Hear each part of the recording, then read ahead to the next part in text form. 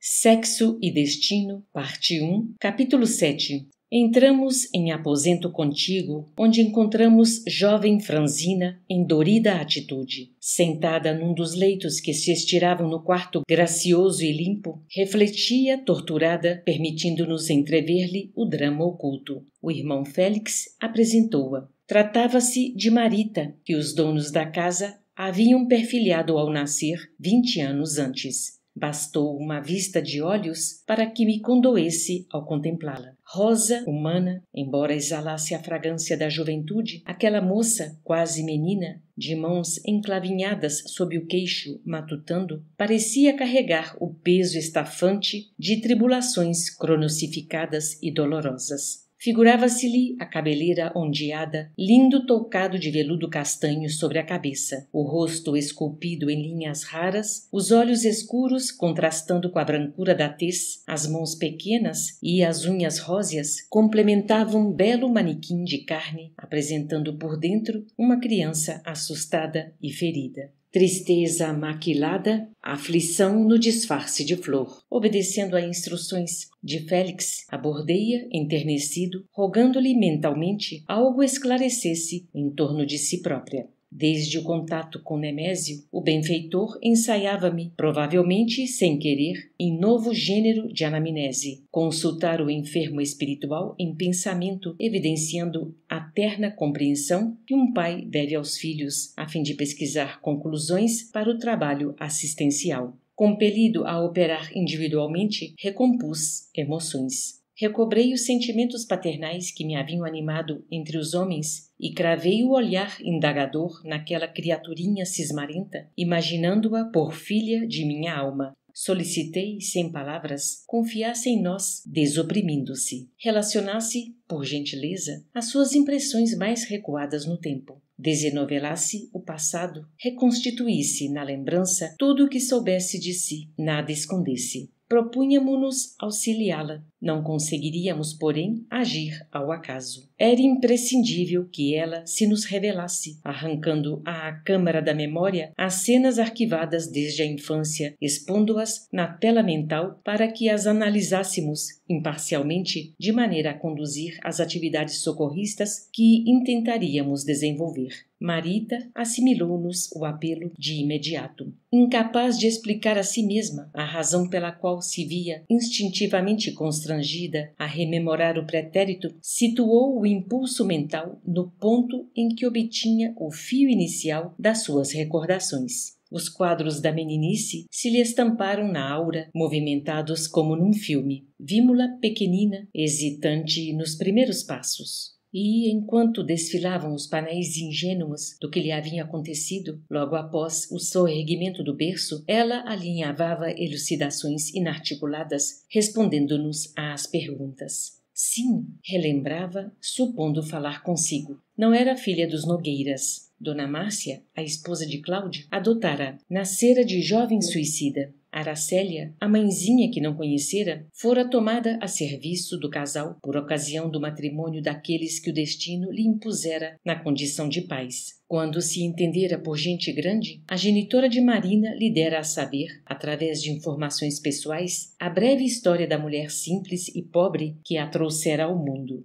Recém-chegada do interior, procurando emprego humilde, Aracélia acolhera-se-lhe à moradia, encaminhada por senhora de suas relações. Era bonita, espontânea, brincava, gostava de festas. Findos os compromissos caseiros, divertia-se. Pela ternura expansiva, granjeara amizades, passeava, dançava, alegre e comunicativa, mas operosa e correta. Às vezes, regressava, tarde da noite, ao aposento que a família lhe destinara. De manhãzinha, porém, estava no posto. Nunca se queixava, invariavelmente prestimosa a desvelar-se do tanque à cozinha. À vista disso, embora os patrões não lhe estimassem as companhias pouco recomendáveis, não se sentiam com direito a lançar-lhe reproches. Dona Márcia era habitualmente precisa nas referências. Lembrava-se dela enternecida. Por ocasião do nascimento de Marina, a filha única, fizeram-se mais amigas, mais íntimas. Aracélia desdobrara-se junto dela em carinho e dedicação. Contudo, justamente nessa época, verificara-se a grande mudança. A doméstica devotada engravidara-se com muito padecimento físico. Por mais se esforçassem os donos da casa, instando a que se manifestasse quanto ao responsável pela situação, apenas chorava, abolindo qualquer possibilidade de se lhe tentar casamento digno.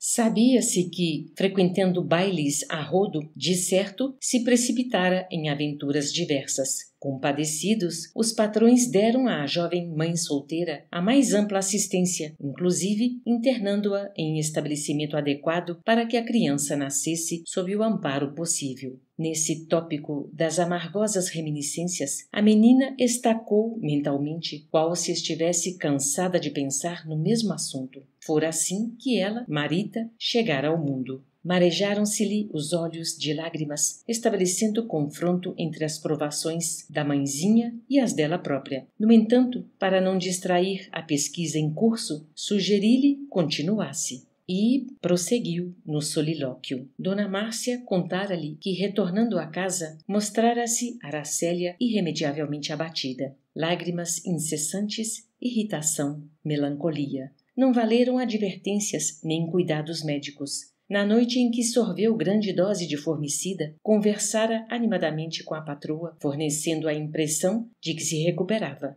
Entretanto, pela manhã, foi achada morta, com uma das mãos agarrada ao seu berço, como se, na última hora, não lhe quisesse dizer adeus. Fundamente comovida, a jovem procurou em vão revisar o começo, interessada em relatar-nos quanto conhecia de si mesma. Certificava-se tão somente de que despertara para a vida no colo de Dona Márcia, que considerara, a princípio, sua mãe verdadeira, que se ligava a Marina como se lhe fosse irmã no sangue, apegando-se a ela em todos os brincos da infância. Juntas frequentaram a escola, juntas comungaram a meninice, partilhavam excursões e entretenimentos, alegrias e jogos. Manuseavam os mesmos livros, vestiam cores iguais. Processava-se a análise normalmente, mas, talvez porque o tempo avançasse, o irmão Félix se despediu, alegando obrigações urgentes. Serviços na instituição pela qual se responsabilizava não lhe permitiam delongar a visita.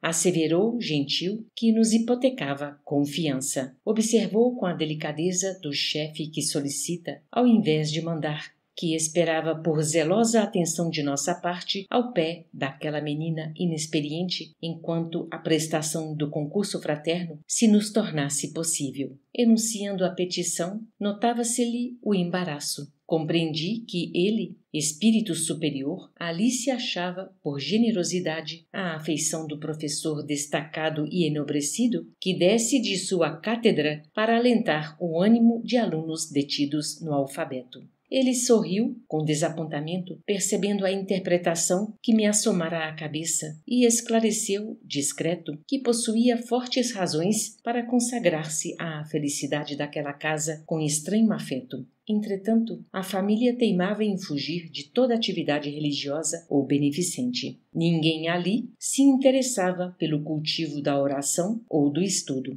Nenhum dos 4 componentes da equipe doméstica se inclinava para o serviço ao próximo. À face disso, não obstante amasse Cláudio com paternal solicitude, não se sentia autorizado a localizar-lhe na residência servidores sob sua orientação sem objetivos sérios que lhe fundamentassem a atitude. Não lhe sendo lícito assim proceder, satisfazendo a mero capricho, reconhecia-se impelido a comparecer sob aquele teto exclusivamente de quando em quando, ou rogar a colaboração de amigos itinerantes. Neves e eu, pesarosos ao vê-lo partir, destacamos nossas deficiências, mas prometemos boa vontade. Permaneceríamos de sentinela e, se alguma eventualidade ocorresse, apelaríamos na direção dele. Félix sorriu e informou que Amaro, o enfermeiro de Beatriz, e cooperadores diversos operavam nas cercanias. Todos dedicados, amigos, prontos a auxiliar, embora sem qualquer obrigação para isso. Otimista, acrescentou que, na hipótese de necessidade, o pensamento preocupado funcionar-nos-ia por sinal de alarme. Achamo-nos a sós em serviço. Findo o ligeiro intervalo, retomamos a análise em curso. Observei que Neves se esmerava mais atentamente em ser útil. Marita, que se aliara das próprias reminiscências por instante rápido, voltou automaticamente a memorizar, expondo-nos à vista as telas do passado próximo que lhe eram abordáveis ao conhecimento. Mergulhada na imaginação, qual se devaneasse em conta própria, surpreendia-se mentalmente no regaço materno ou, colada à irmãzinha, na segurança inocente de quem se supunha plenamente ajustada ao quadro familiar. Revia Cláudio a sustentá-la nos braços por flor tenra desabotoada num tronco juvenil, transmitindo-lhe a impressão de pai legítimo. Oh, a felicidade fugidia da infância, as doces convicções dos dias primeiros. Como suspirava pelo retrocesso do tempo para dormir na simplicidade. Súbito, confrangeu-se-lhe a alma como se implacável bisturi lhe retalhasse os nervos. Vimo-la cair numa explosão de lágrimas. Coloriu-se-lhe na mente a festa distante que lhe havia comemorado o término do primeiro curso escolar 9 anos antes. Detinha-se no Instituto Garrido, nos adeuses aos colegas, nas palavras de saudação e reconhecimento que proferira, feliz, diante dos mestres e nos beijos que recebera sobre os cabelos a se lhe derramarem nos ombros. Depois, em casa, o olhar diferente de Dona Márcia no aposento à porta fechada. Iniciara-se-lhe, desde então, o conflito da vida inteira. A revelação inesperada ferira-lhe o espírito à maneira de pedra contundente. Esvaecera-se-lhe de improviso a alegria infantil. Sentira-se criatura humana adulta, amadurecida e sofredora de um momento para outro. Não era filha da casa, era órfã, adotada pelos corações queridos, aos quais amava tanto, julgando pertencer-lhes. Isso lhe arrebentara o coração. Pela primeira vez, chorara com medo de enlaçar-se àquela a cujo peito se albergava até ali, nas horas difíceis, como se aninhasse no refúgio maternal. Sentia-se machucada, sozinha. Dona Márcia, diligenciando esclarecer com evidente bondade, explicava. Ela, até então menina estouvada e risonha, repentinamente torturada, ouvia e ouvia. Ansiava perguntar o porquê de tudo aquilo, mas a voz calara-se-lhe na garganta. Era preciso aceitar a verdade, conformar-se, sofrer. Esforçara-se a mãe adotiva por diluir a amargura da notificação no bálsamo do carinho, mas não se esquecera de lhe dizer em tom conselheirial: você deve crescer sabendo tudo. Melhor saber hoje que amanhã. Filhos adotivos, quando crescem ignorando a verdade, costumam trazer enormes complicações, principalmente quando ouvem esclarecimentos de outras pessoas. E acrescentara, diante do silêncio em que ela afogava as próprias lágrimas: não chore, estou apenas explicando. Você sabe que criamos você por filha, mas é necessário que conheça a realidade toda. Adotamos você, lembrando Aracélia, tão amiga, tão boa. E os informes foram imediatamente complementados com a exibição de fotografias e relíquias da genitora suicida, arrancadas de pequena caixa de madeira que Dona Márcia trouxera. Espantada, revirara nervosamente nas mãos aqueles retratos e adereços de moça pobre. Sensibilizara-se ao ver os colares de fantasia e os anéis de plaquê. Era tudo quanto restava daquela mãe que desconhecia. Contemplou a imagem dela nas fotos que o tempo amarelecera e experimentou profunda e indizível atração por aqueles olhos grandes e tristes que pareciam arrebatá-la do quarto para um mundo diferente. Não amadurecera, porém, o raciocínio para pensar nas angústias daquela mulher que o sofrimento abatera. A reflexão em torno da mãezinha desencarnada durara um momento só. Achava-se melindrada em demasia para se deslocar facilmente da sua dor. Ouvira a Dona Márcia, ao despedir-se, arrecadando aqueles ternos vestígios do passado, sem prestar-lhe maior atenção. Aquelas palavras, adotamos você, lembrando a Aracélia tão amiga, tão boa, percutiam-lhe na cabeça. Então, era assim que a despachavam para a estação da orfandade em que lhe competia viver? E os beijos do lar que admitia lhe pertencerem? E os mimos domésticos que julgava partilhar com Marina em partes e direitos iguais. Figurava-se-lhe Dona Márcia decididamente empenhada em falar-lhe sem a menor manifestação do efusivo amor que lhe caracterizava os gestos de outras horas. Demonstrara-lhe carinho, sem dúvida, mas raciocinava os afagos, qual se quisesse traçar dali em diante severa fronteira entre ela e a família. Imaginava-se, por isso, esbulhada, ferida. Fora simplesmente albergada, tolerada, enganada. Não era filha, era órfã. A inteligência precoce compreendia toda a situação, conquanto não conseguisse inclinar-se naquele dia a qualquer agradecimento pela compaixão de que se reconhecia objeto, assaltada qual se achava pelo orgulho infantil. Em seguida, a pausa rápida no curso das comovedoras reminiscências, Marita desdobrou-nos à vista uma cena enternecedora e inesquecível. De minha parte, nunca registrara uma dor de criança assim tão funda. Ah, sim, aquele fato nunca mais se lhe desvinculara da memória. Quando a esposa de Cláudio a deixou em pranto desconsolado, viu a cadelinha da casa, magra e anônima, que Marina, semanas antes, recolhera na rua. O animalzinho abeirara-se dela como se lhe aderisse à mágoa, lambendo-lhe as mãos. Ela, por sua vez, retribuíra-lhe a carícia, qual se lhe transferisse toda a carga de amor que acreditava lhe fora restituída naquele instante por Dona Márcia e, chorando, abraçou-se à cachorrinha afetuosa, gritando num desabafo: "Ah, joia! Não é só você que foi enjeitada, eu também." Desde esse dia, transfigurava-se-lhe a vida. Perdera de todo a espontaneidade.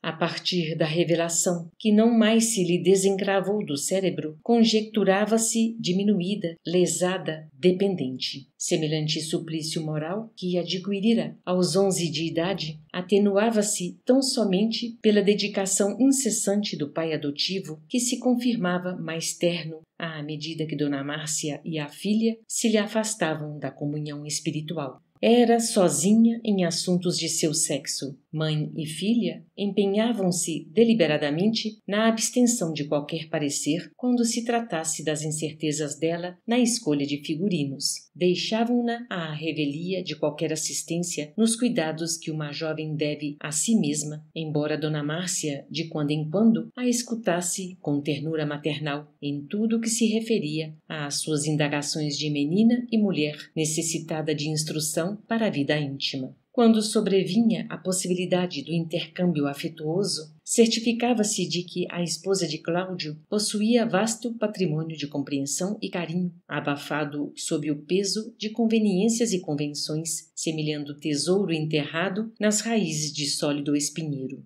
Aproveitava-se dessas horas de efusão entre ambas, exibindo-lhe todas as dúvidas e perplexidades que se lhe estacavam na imaginação, aguardando a brecha propícia. Dona Márcia afigurava-se largar distâncias e respondia-lhe entre beijos, demonstrando vivamente que o lume da dedicação e da confiança de outros tempos não se lhe arrefecera no coração.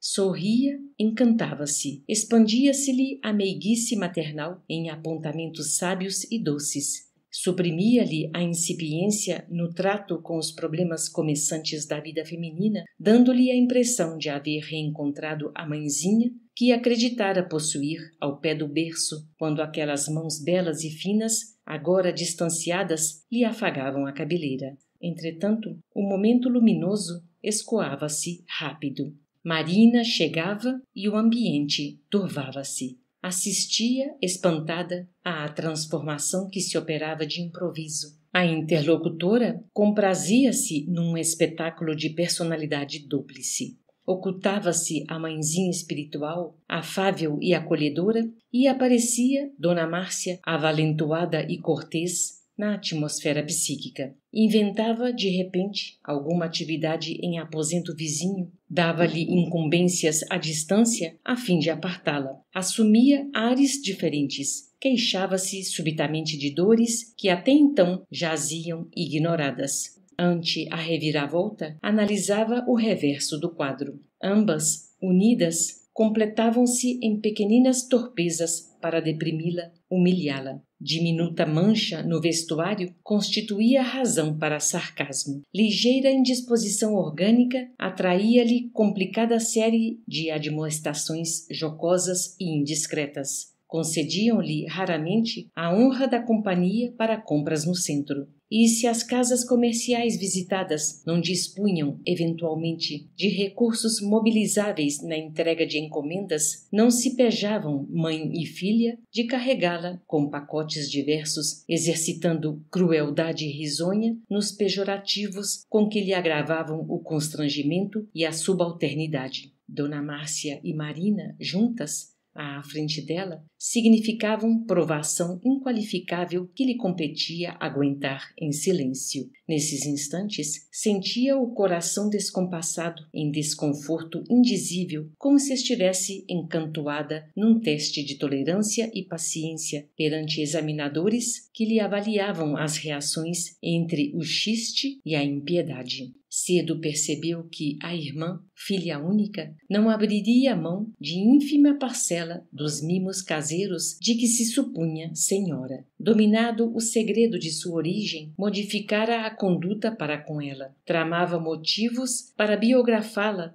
nas conversações com as amigas, suprimindo previamente quaisquer dúvidas suscetíveis de ocorrer com relação às duas no meio social. Criticava-lhe os gostos e as atitudes, e a genitora não fazia mistério na tomada de posição. Em separado, não vacilava ceder-lhe a ternura que vinha do passado, enriquecida talvez pela compaixão que ela, moça pobre, inspirava no presente. Isso, porém, exacerbava-lhe a secura. Ansiava repouso em dedicações estáveis. Pesava-lhe a solidão sem qualquer parente consanguíneo que lhe disputasse os vínculos da amizade. Mensagens aos familiares de Aracélia nunca mereceram resposta. Informações procedentes da remota cidade em que sua mãe nascera inteiraram-na, por fim, de que todos eles haviam demandado outras regiões do país, apetecendo melhor sorte. Retinha suficiente autocrítica e discernia a situação.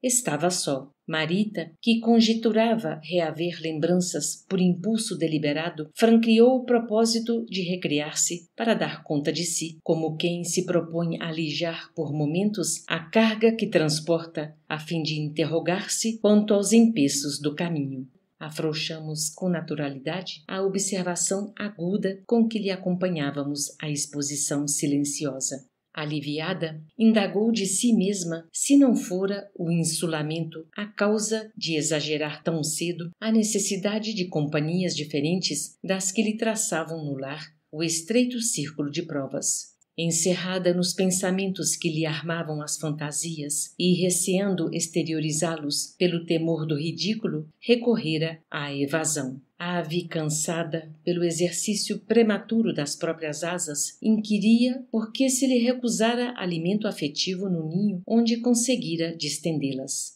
Antes, porém, que se acomodasse em algum esconderijo da mente para fixar-se em contristações inúteis, solicitamo-la a que viesse, por gentileza, em apoio da análise que empreendíamos no intuito de auxiliá-la e protegê-la. Docilmente retomou as elucidações interrompidas, relacionando os primeiros dias de atividade na profissão de comerciária a que se afizera. As rememorações externaram-se em jorro. Entremostrou-nos o movimentado estabelecimento comercial em que Cláudio lhe obtivera a função de balconista, pequeno mundo da preferência feminina, bijuterias, perfumes, tecidos leves, roupas feitas. No dia imediato àquele em que o pai adotivo lhe trouxera da rua um bolo enfeitado com 17 rosas pequenas para comemorar-lhe o aniversário, entrara em serviço. De começo, tudo hesitação e novidade. Vira-se, depois, atirada aos embates do sentimento, ligações novas, ideias renovadas. Aliciara relações confortadoras, expandindo-se-lhe os interesses, permutava confidências, conquistava simpatias. A imaginação agora se lhe excitava em descontrole, sugerindo-lhe adornar-se com esmero, de modo a se destacar diante do herói que lhe viria, de certo, governar o império emotivo, oferecendo-lhe um lar pedaço de paraíso em que pudesse anestesiar o coração, desoprimir-se e achar a felicidade. Menina bisonha, circunscrevia até então todos os conhecimentos em matéria de amor aos romances em que cinderelas anônimas acabavam em deslumbramento nos braços de príncipes que as arrancavam da obscuridade para a glória. Entusiasmava-se com novelas e filmes que terminassem pelo altruísmo coroado ou pelas supremas aspirações humanas convenientemente atendidas. O destino, entretanto, escarnecera-lhe da inocência. Comparava o contato da vida prática a podão implacável que lhe talara todas as flores do jardim de sonhos juvenis. A princípio, a desilusão conturbara-lhe o ânimo, através de um colega que a obsequiava repetidamente com entradas de cinema. Conhecia-lhe a noiva, professora jovem e distinta, que se lhe afeiçoara ao convívio. Que mal em se verem juntos para uma fita simpática de vez em vez. Iniciaram-se os momentinhos de encontro fraterno, intimidade dos minutos propícios, Copacabana, aqui e ali, um cafezinho de bar nas horas de vento frio, um sorvete na praia quando o calor vinha forte, mera camaradagem, amiguinho fazendo o papel do irmão que não tivera. Veio, porém, a noite em que ele se apresentou transtornado. Chegara sem a noiva que se dirigira a Petrópolis. Acontecimento natural, conquanto raro. Nada prenunciava sucessos desagradáveis, nenhum motivo de inquietação. Conversaram pacificamente nas areias do Leme. A lua nascera, plena, inspirando-lhes pensamentos mansos e alegres enquanto se expunham ao sopro refrigerante do mar.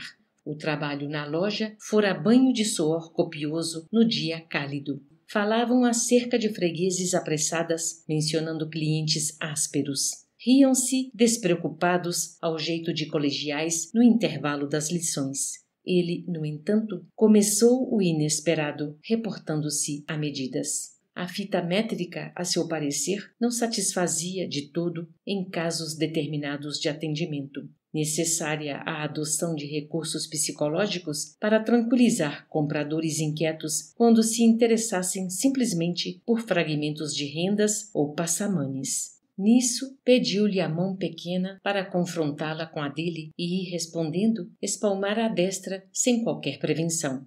E assustou-se ao sentir-lhe a mão hirsuta e máscula comprimindo-lhe os dedos. Intentou desvencilhar-se. O rapaz, contudo, fez-se claro nos propósitos infelizes. Puxou-a num gesto brusco, de encontro ao peito, gaguejando declarações. Na vertigem da pessoa atingida pelos efeitos de um raio, em momento de céu aparentemente azul, quis gritar, reclamar socorro, mas o sangue turbilhonava-lhe na cabeça. Impetuosamente submetida àqueles lábios que se colavam aos dela, desfaleceu por segundos. O hálito sedutor do primeiro homem que a retinha, submissa, destilava o magnetismo da serpente quando hipnotiza o pássaro confiante. O desmaio, no entanto, durara um instante só. A profunda e invencível reação da feminilidade, unida à consciência, surgiu rápida. A noção de responsabilidade relampagueou-lhe o raciocínio. Bastou isso e o impulso sexual esmoreceu, neutralizado. Ideou a imagem da amiga ausente, compreendeu todo o perigo a que se expunha. Aspirava, sim, a ser mulher de um homem, companheira de alguém que lhe fosse companheiro. Compenetrava-se com humildade da sua condição de criatura humana, moça sequiosa de afeto, prelibando emoções da maternidade, mas não concordaria com o próprio aviltamento em deslealdade ou devassidão. Apelou para todas as energias de que se reconhecia capaz e, tocada de súbita resistência, arrojou longe o perseguidor que lhe pressionava o busto tremente. Desembaraçada, o pranto explodiu-lhe quente e doloroso. Interpelações da alma sincera estouraram, contundentes e francas. Onde os compromissos do noivado, que fazia da jovem correta que lhe empenhara o destino? Trazia, assim, o coração rolando tão baixo? Não possuía, acaso, mãe e irmãs para as quais exigia valimento e respeito? Lívido e atarantado, o colega escusou-se, asseverando sem pudor que não a supunha meninota antiquada. Estava comprometido, noivo, há meses. No entanto, sublimou cínico. A seu modo de ver, era muito natural que ele e ela, Marita, ainda jovens, desfrutassem o tempo, acrescentando ainda, em sua filosofia desabusada, que todo viajante consciente, embora conheça o caminho certo, é livre para saborear os frutos que pendam de plantas erguidas à margem. E zombou-lhe das lágrimas e retirou-se gargalhando, sarcástico, para depois hostilizá-la em serviço. Ocorreram outros impedimentos e tentações. O sobrinho do chefe, bonito rapagão recém-casado, insinuara-se, começando por um presente de aniversário e terminando por solicitar-lhe colaboração no escritório, onde pretendeu arrancar-lhe atitudes inconfessáveis. Angariara inimigo novo e amargara preterições. Enquanto isso, observava que Marina se alterara sensivelmente. Favorecida pelo devotamento materno, alcançara diploma de contadora, situando-se em manifestas vantagens. E, de certo, pelo motivo de ganhar expressivas somas na profissão, sustinha desajuizadamente prodigalidades e excessos, figurinistas de prol, penteados extravagantes, bebedeiras e tafulices. Nesse ponto das confidências mudas, o vulto de um jovem raiou nítido. Ao estampá-lo na paisagem dos mais recônditos pensamentos, transfigurou-se a castigada criança. Desanuviou-se-lhe o firmamento íntimo. Queixas arredadas, apreensões esquecidas. Clareou-se a aura de tal modo, ao refletir o rapaz, que o fenômeno induzia as mais belas apreciações do entusiasmo poético. Vaso pensante que incorpora o privilégio de esculpir-se e alindar-se à vontade para encerrar a flor predileta. Lago consciente, mantendo a faculdade de esconder de inopino todos os detritos de suas águas, metamorfoseando-se em espelho suave e cristalino para retratar uma estrela. Marita amava o escolhido com a firmeza da árvore que se levanta sobre a raiz principal de apoio, com a abnegação das mães que preferem morrer felizes no sacrifício extremo, se for essa a condição para que os filhos queridos logrem viver. Enlevado com o painel que se configurava qual retábulo vivo, incutindo respeito religioso, interroguei-me quanto ao lugar onde teria visto o quadro idêntico. Jovem mulher plasmando aquele rosto no campo mental. Vasculhei a memória e identifiquei-o. Era o adolescente cujo semblante repontava dos pensamentos de Marina, senhoreando-lhe o coração de parceria com Nemésio. Ambas as meninas jaziam espiritualmente emanadas a ele por laços idênticos. Cruzavam-se-lhes as preferências, sócias de análogo destino. Relancei o olhar sobre Neves, que me espreitava, atento, exercitando-se em serviço de análise psíquica, percebendo-lhe a face transida de mágoa. Bastou recolher-me o sinal e aproximou-se, impulsivo, segredando-me transtornado. Ainda não nos entendemos devidamente. Sabe você quem é este? É meu neto, Gilberto, filho de Beatriz. Articulei breve aceno, rogando-lhe aguardar ensejo que fosse vantajoso à conversação, e graduei dentro de mim os efeitos do impacto emocional. Eu, que me abeirara daquela atormentada criança, imaginando-me na posição de um pai socorrendo uma filha, sopitei a custo o espanto que me assaltava para não tresmalhar-me na inconveniência da compaixão destrutiva. Não sabia de que modo o pesar me doía mais, se ao refletir em Marina, a dividir-se entre pai e filho, ou se ao concentrar a atenção naquela moça triste, profundamente lesada nos tesouros do sentimento. Estanquei no íntimo as impressões que me sensibilizavam e prossegui pesquisa adiante. A muda confissão da jovem avançou em reminiscências vivas e francas. Conhecera Gilberto precisamente há 6 meses no gabinete do chefe. Ela prestava informações de serviço, ele representava os interesses do próprio pai em negócios alusivos à venda de imóveis. Com que deslumbramento lhe receberam os primeiros olhares afetuosos e indagadores. Elos de intensa afinidade passaram desde então a jungi-los um ao outro, sem que lhe fosse possível justificar a sede crescente de comunhão que a dominava. Para surpresa maior, na excursão inicial que lhes precedera a série de passeios e entretenimentos felizes, soubera, satisfeita, que Marina, recentemente empregada, se fizera contadora da firma em que o genitor dele se destacava como sendo a figura mais importante. Riram-se da coincidência com a ingenuidade de duas crianças. Marita confiara-se a ele integralmente. Amava-o e sentia-se amada.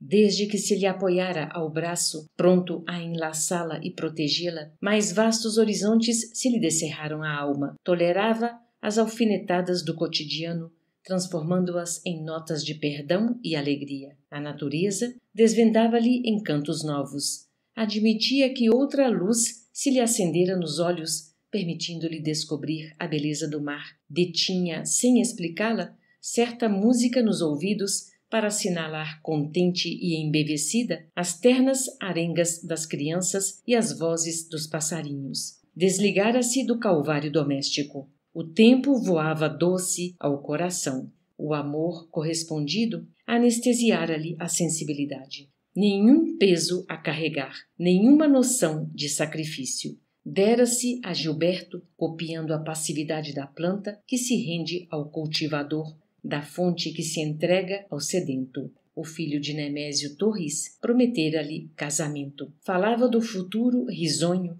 suscitava-lhe sonhos de maternidade e ventura. Para fazê-la integralmente feliz, apenas aguardava a melhoria econômica que adivinhava perto. Apesar de tudo, tinha agora o coração farpeado, abatido.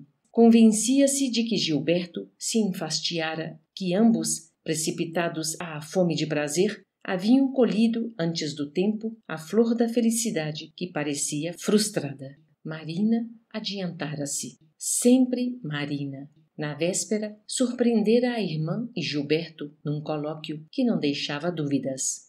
Ouvira-lhes a conversação impregnada de ternura ardente, sem ser pressentida. Nesse ponto das lembranças amargas, ao modo de ave repentinamente ferida, estirou o corpo desgovernado, abandonando-se a lágrimas convulsas.